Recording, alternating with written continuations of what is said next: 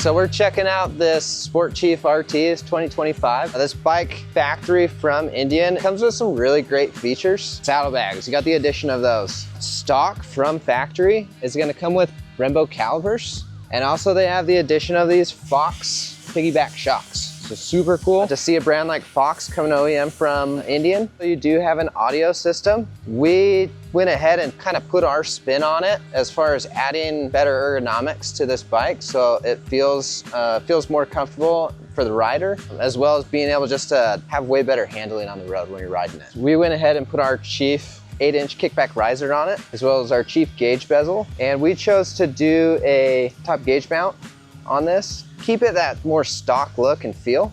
With the addition to those, we did the ODI Heartlook bar, as well as the grips.